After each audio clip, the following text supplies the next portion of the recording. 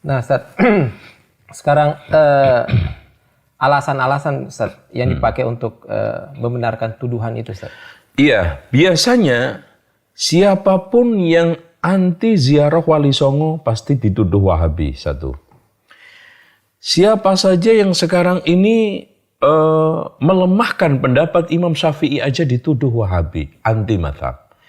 Siapa saja yang mengkritik berjanji, mengkritik tiba, pasti dituduh Wahabi. Siapa yang sekarang ini mengkritik manaqib, pasti dituduh Wahabi. Siapa yang mengkritik salawat nariyah, salawat badar, pasti dituduh Wahabi.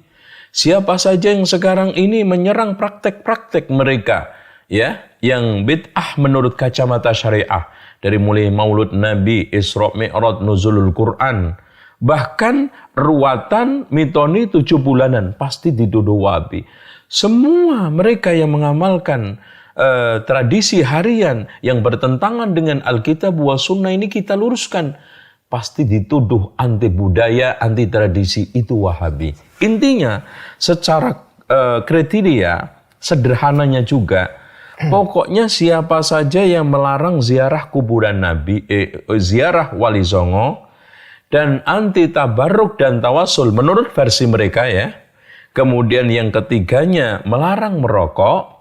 Kemudian yang keempatnya dia tidak mau tradisi dan budaya yang sudah memasyarakat ini, pasti ditembak Wahabi. Sederhana sekali. Iya.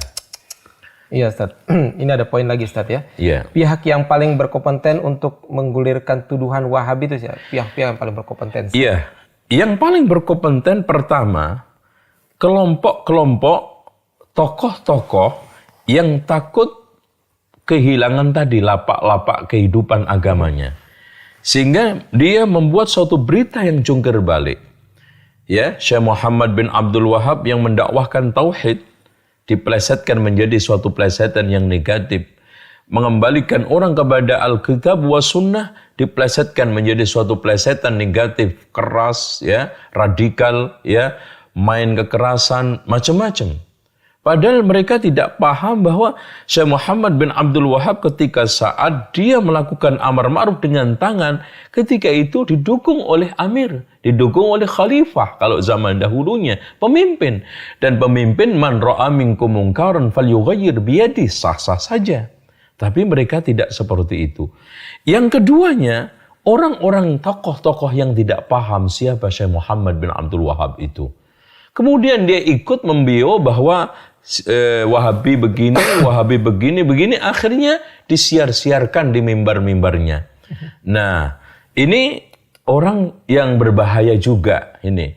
Nah, kelompok yang ketiga, ini kelompok orang-orang, tokoh-tokoh yang takut kehilangan kekuasaannya dan takut kehilangan redup pengaruh politiknya. Tiga inilah yang paling berperan, yang paling berpengaruh, yang paling memiliki tanggung jawab nanti di hadapan Allah atas isu Wahabi itu. Jadi tokoh khurafat yang menjungkir balikkan fakta siapa Syekh Muhammad dan dakwahnya. Yang keduanya tokoh yang tidak tahu siapa Syekh Muhammad bin Abdul Wahab.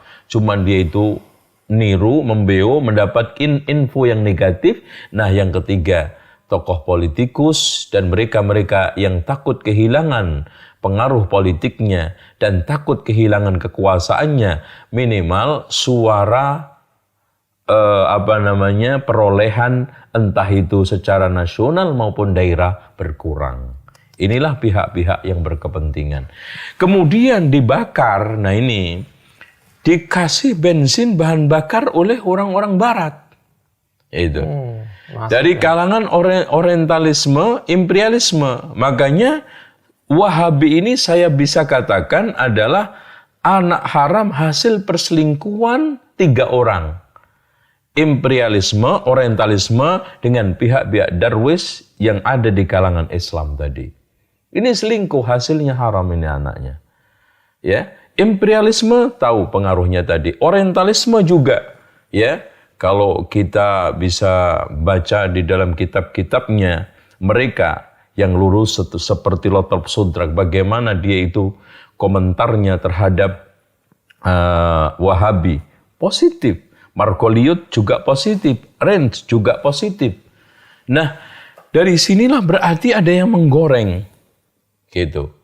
Bahkan tokoh-tokoh Orientalisme yang agak objektif ini menyatakan bahwa musuh-musuh dakwah Muhammad bin Abdul Wahab inilah yang memaksakan untuk Wahabi ini diterima dengan dengan berbagai macam resiko buruknya, pahit getirnya diberikan kepada Syekh Muhammad bin Abdul Wahab.